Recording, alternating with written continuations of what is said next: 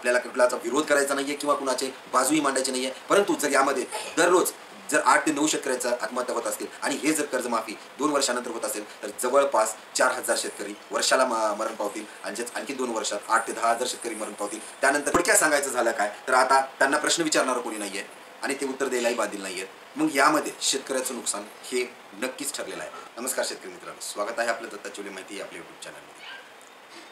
शेतकऱ्याने त्याच्या कर्जमाफीची प्रतीक्षा करणं योग्य आहे की नाही याबद्दल आपण चर्चा करणार आहोत, किंवा सरकार शेतकऱ्याची कर्जमाफी करण्याची मानसिकतेत आहे का नाही हेही आपण पाहणार आहोत. आपण पाहतोय की हिवाळी अधिवेशन संपलेलं आहे, कर्जमाफीबद्दल कुठलाच निर्णयही अद्याप झालेला नाहीये.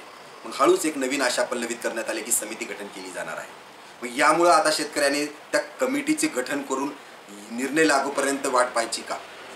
एकीकडे आपण पाहतोय की बच्चूभाऊ कडू प्रहारचे जे नेते आहेत त्याने 7 दिवसाचं आमरण उपोषण केलं, एवढ्या वेदना सहन केल्या, त्याचं कुठं यशात रूपांतर होत आहे का त्या गोष्टीला, आणि आता जे काही त्यांचा मोर्चा काढला होता त्यालाही यश मिळतंय का नाही, या सगळ्या गोष्टीची सविस्तर माहिती करणार आहोत. प्रथम जर तुम्ही चॅनलवरती असाल तर माझी तुम्हाला सर्व शेतकरी बांधवांना विनंती आहे की या चॅनलला सबस्क्राईब करायला नक्की विसरू नका. आपण पाहतोय की कालच हिवाळी अधिवेशनही संपलेलं आहे आणि या अख्ख्या अधिवेशनावरती वेगवेगळ्या मुद्द्यांवरती चर्चा करण्यात आली.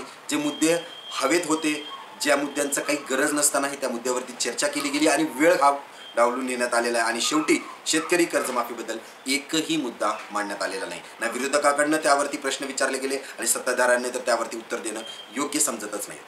परंतु अधिवेशन संपल्यानंतर पत्रकार परिषद घेत सत्ताधारी मंडळींनी सांगितलं की आम्ही दिलेला शब्द पाळणार आहोत आणि मग हा शब्द कधी पाळणार याचंही कोणीही उलगडा करायला तयार नाहीये. मग हा शब्द 2029 पर्यंत पाळू शकतात किंवा त्याच्यानंतरही पाळू शकतात, याबद्दलही काही शाश्वता नाही.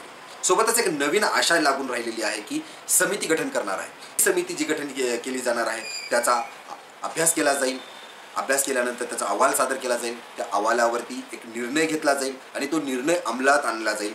या सगळ्या गोष्टीला जवळपास 2 वर्ष नक्कीच लागू शकतात. म्हणजेच काय तर येणाऱ्या 2029च्या इलेक्शनसाठी निवडणुकीच्या पूर्वीची ही पूर्वतयारी आहे, याबद्दल कुठलीच शंका नाही आहे. त्यामुळे आता जर तुम्ही शेतकरी असाल आणि तुमच्याकडे पीक कर्ज असेल तर तुम्हाला काय करायचं हे तुम्ही लवकर समजून जावं. सोबतच आपण पाहतोय की विरोधी पक्ष असतील किंवा प्रहारचे नेते बच्चूभाऊ कडू यांनी जे काही आंदोलन केलं होतं, त्यांच्या ज्या काही मागण्या होत्या की 7-12 कोरा आणि दिव्यांग आणि मागासवर्गीयांसाठी जे काही महिन्याचं अनुदान वाढवून पाहिजे होतं, त्यामध्ये त्यांनाही त्यांच्याही तोंडाला पानं पुसण्यात आलेली आहे. थोडेफार आश्वासनं दिली की तुमचा भत्ता जो आहे तो 1,500वरून 4,000वरती केला जाईल. पेपरामध्ये वृत्तमानपत्रात बातम्या छापण्यात आल्या. आता यावरती GR कधी निघतोय, यावरती ही बैठक होईल, मंडळ स्थापन होईल, कमिट्या स्थापन होतील, बैठक होणार, मग त्यावरती निर्णय होणार आणि त्याच्यानंतर ते अंमलात येणार. त्यालाही जवळपास 1 ते 2 वर्षाचा वेळ लागू शकतो. मग थोडक्यात सांगायचं झालं काय तर आता त्यांना प्रश्न विचारणारं कोणी नाहीये आणि ते उत्तर द्यायलाही बांधील नाहीये. मग यामध्ये शेतकऱ्याचं नुकसान हे नक्कीच ठरलेलं आहे. नुकसान कसं, जर तुम्ही शेतकरी जर असाल आणि तुम्ही कर्ज घेतलं आहे, पीक कर्ज घेतलेलं आहे, त्यामध्ये 1 लाखाचं कर्ज घेतलं असेल आणि तुम्ही जर ते वर्षाच्या आत फेडला तर तुम्हाला 3,500 रुपये भरायचे.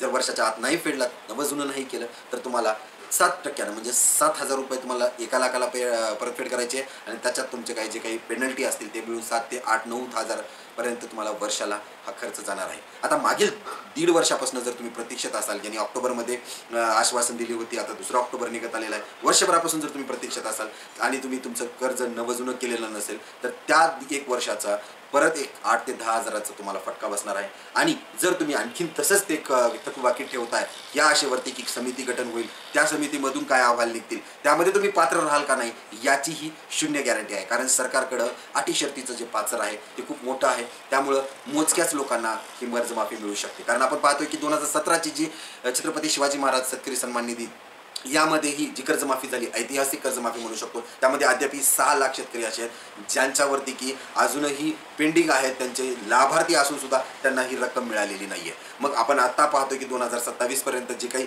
नवीन अहवाल येणार 28ला त्याची अंमलबजावणी, मग त्यामध्ये तुम्ही लागता का, तुमचा नंबर लागेल का याची काहीच गॅरंटी नाहीये. त्यामुळे जर तुम्ही आणखी 2-3 वर्ष जर पीक कर्ज थकीत ठेवत असाल तर तो तुमच्या सिबिलवरती, तुमच्या फायनान्शियल क्रेडिट्सवरती त्याचा नक्कीच हा परिणाम होणार आहे. आणि त्यानंतर तुम्हाला कुठलंच व्यवसाय कर्ज असेल किंवा कुठलं गृह कर्ज असेल किंवा शेतकरी कर्ज असेल हे तुम्हाला मिळणार नाही.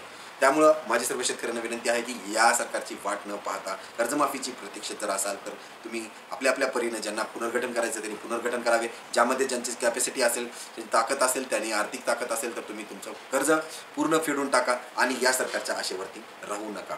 आपल्याला कुठलाचा विरोध करायचा नाही आहे किंवा कुणाचे बाजूही मांडायची नाही आहे, परंतु जर यामध्ये दररोज जर 8 ते 9 शेतकऱ्याचा आत्महत्या होत असतील आणि हे जर कर्जमाफी 2 वर्षानंतर होत असेल तर जवळपास 4,000 शेतकरी वर्षाला मरण पावतील आणि जे आणखी 2 वर्षात 8 ते 10,000 शेतकरी मरण पावतील. त्यानंतरसाठी जर शेतकरी कर्जमाफी 2029 पर्यंत होणार असेल तर तुम्हाला तुमचं सिबिल खराब करून घ्यायचं नसेल तर आताच्या आता कर्जमाफीचे वाट न पाहता तुम्ही कर्ज फेडून टाका. आशा करतो ही माहिती तुमच्यासाठी उपयुक्त ठरणार आहे.